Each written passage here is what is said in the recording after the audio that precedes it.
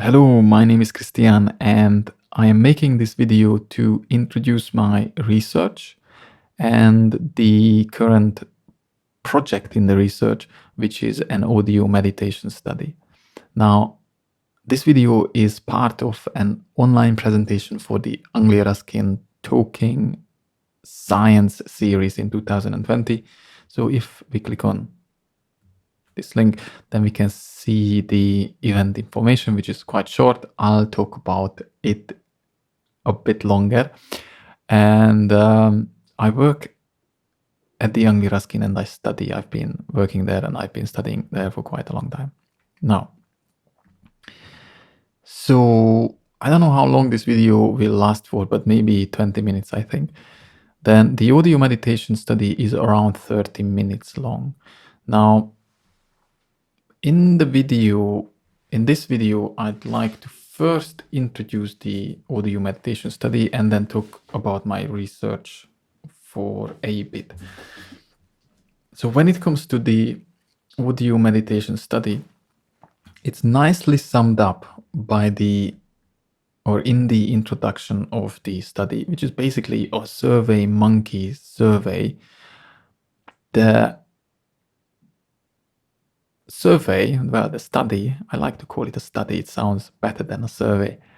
The study has 3 parts, well actually 4. It has the introduction part, which is this one, and then after that it has a short part where I'd like people to give me some feedback on about demographics, whether they meditate, etc., and how they feel before the listening part. The listening part has 2 soundscapes. You are selected one randomly, and both of them last for 20 minutes long. They are more or less the same with one tiny difference. The tiny difference is that one of them has an extra binaural beats track. Now, there are some conditions that I would like participants to meet. One of them is that the environment they listen to, the soundscape, needs to be safe, undisturbed throughout the listening. So the participants need to listen to the music with eyes closed. So if the room is a room where anyone could come in anytime, then it will not help, because the music should help the participant dive into a deep meditative state. Now, the second condition is that the participant, shouldn't have eaten for 2 hours. And the reasoning behind this is that when the body concentrates on digestion, meditation is usually not as successful then as when the body wouldn't focus on digestion. Now, the third condition is that participants need to use headphones, and the idea behind this is that binaural beats, which is only in one soundscape, only work through headphones. Now, after the listening part, there is again a few questions when it comes to how the music has affected the state of mind of the participant. And in this part, if you'd like, you can draw your experience as well. The idea is that sometimes when people go into this deep trance state, it's a very dreamy, visionary space, or it can be. And it's sometimes an interesting idea to, instead of words, pictures, drawings are used to bring back the memories. So it's really up to you. If you draw, or if participants draw, then it could last for longer than 9 minutes. But in average, the whole study should last for around 30 minutes. Now, there are a few things I'd like to mention before anyone dives into the study, and that is, where is that? It is here. That binaural beats is although it's not really, really new, it's been with us for, I don't know, like 70 years, I guess. I haven't found any studies where they discuss side effects. I know that some people could be affected by binaural beats in negative way, or by the methods used in the original soundscape, in the musical methods used, because it's fast. So I would like to discourage anyone who has epilepsy or is pregnant, congratulations, who is wearing a pacemaker or is prone to seizures, or anyone who is worried that weird sounds, they're not too weird, could affect their health in a negative way. So just please be careful. Nothing happened to me or to anyone who listened to the previous study, although there were no binaural beats. So make sure you're safe, right? So when it comes to the methods involved in the soundscapes, as I said, there are two soundscapes, and one is only a tiny bit different. So let's say the first one is the original version, and the second one is the alternative version. The alternative version is only different by having an extra binaural beat track. Now, the musical part in both soundscapes is as follows. They are primarily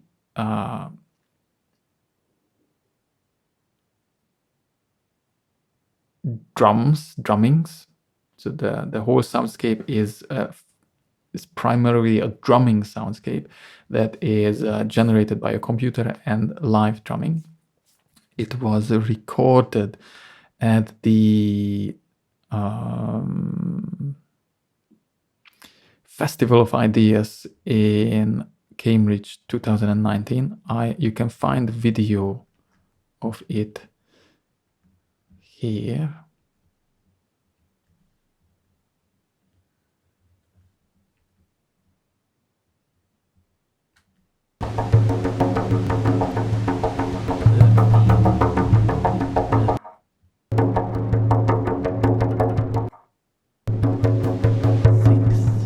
Okay, so that's me, and I'm measuring my brain waves, which change the music as well as drum.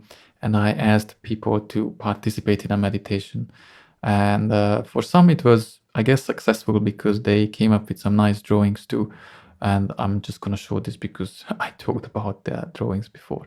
So anyway, if I go back to the study.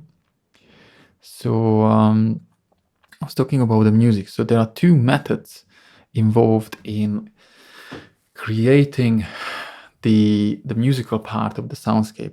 And one of them is sonic driving, which is used in shamanism, where the tempo of a repetitive drumming should help enhance specific brainwave frequencies, brainwave rhythms.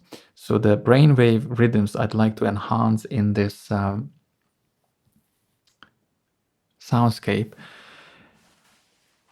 is the theta brainwaves. So the music starts around 6.6 hertz beats per second and slows down to around 4.4 hertz. So it starts faster and slows down. It should help entrain, synchronize to higher theta frequencies, and then slowly help move into a lower theta state, which is a 4.4 hertz theta state. The other musical method that should help this brainwave entrainment is by Jeff Strong, by the Strong Institute, where the music, the drumming sounds starts more complex and then moves towards simplicity. So in a nutshell, the soundscape starts faster and the musical rhythms are more complex, and then towards the end it becomes slower and the rhythms become simpler as well. And both of these should ideally help move the participant, the listener, into a deep state of mind. So in a nutshell, that's it. There are other sounds as well, some noises and some additional samples. For example, I introduced the levels. You will have more details in the questionnaire. Now, let's have a look at the time.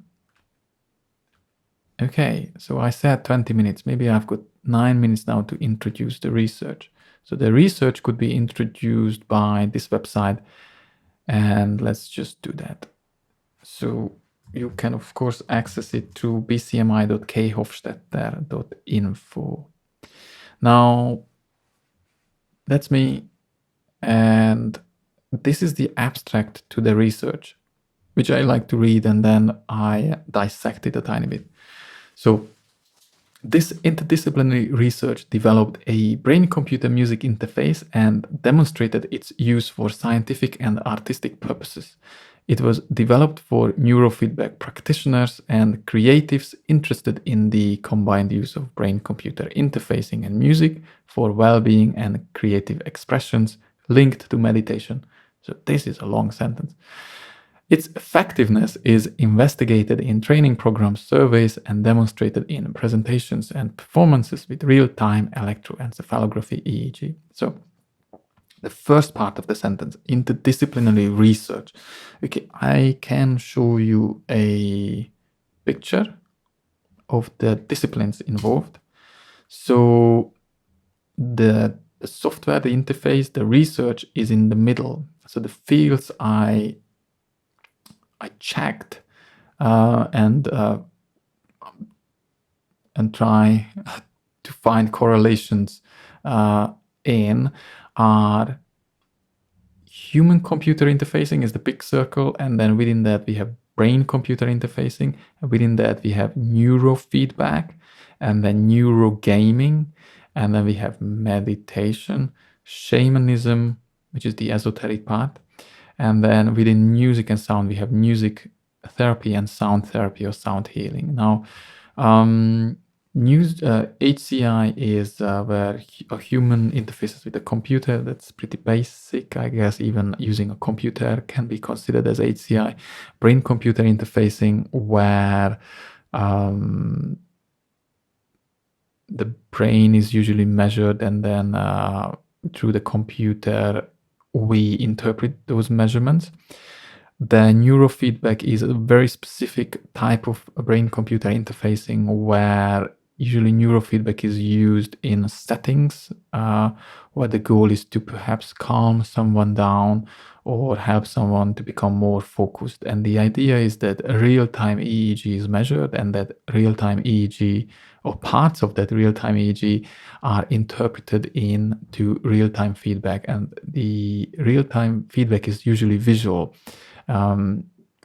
There aren't many cases where sound or music is used as feedback, and that was basically one of the motivations for this study. And neurogaming is kind of like neurofeedback, but there is more of the entertaining element, where, for example, the user, the gamer, instead of just using a console, he or she uses an EEG, and then the signal is actually used to maybe levitate a ball or shoot a fireball or something more serious. Okay, so meditation, I don't think I need to explain that. Shamanism is kind of like a very old type of religion belief. The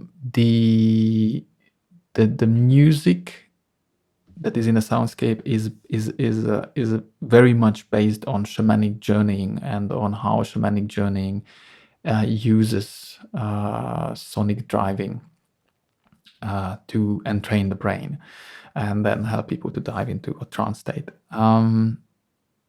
Yeah, music therapy and music and sound, I don't think I need to explain that too much. Now, when it comes to the brain-computer music interface part, now let's just talk about that for a bit with this. Oops. Okay, with this graph or image. So I distinguish between 3 different types of brain-computer music interfaces, but this could be basically any brain-computer interface as well, where I guess the part which is not music could be something like a visual,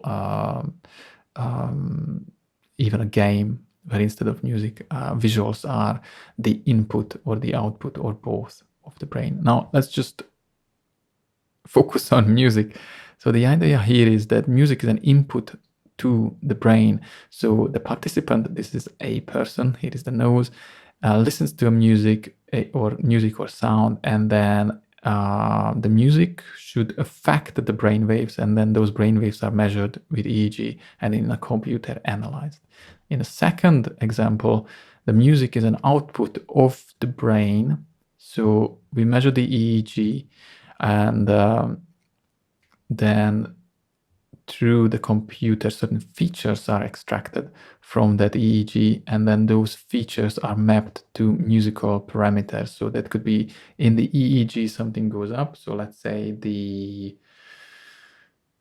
that EEG's raw signal goes up and down, and then that is in the computer mapped, that signal's amplitude is mapped to a synthesizer's pitch.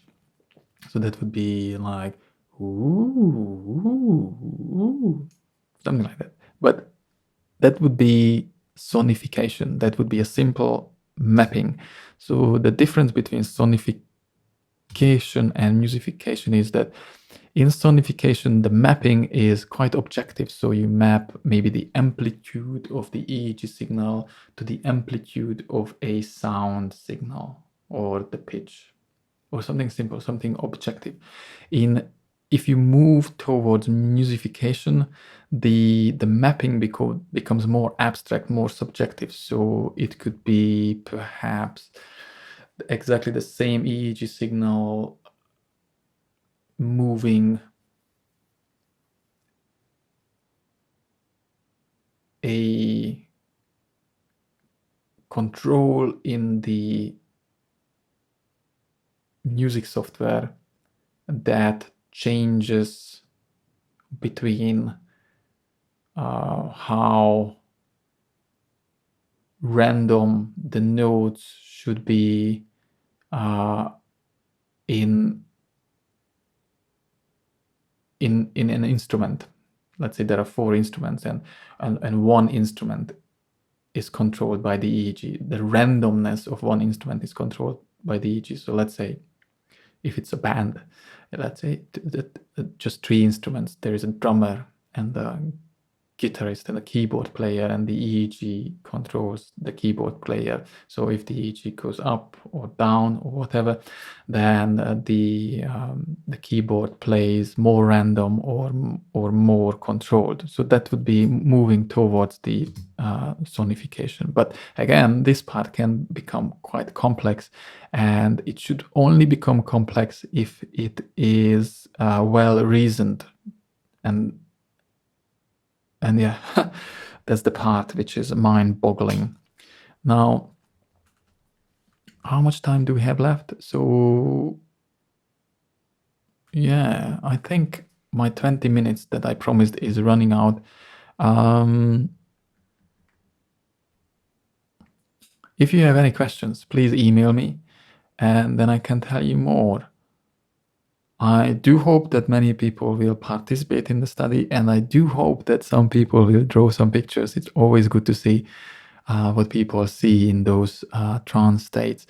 I certainly find it fascinating when it comes to how music can help dive into a dreamy state and what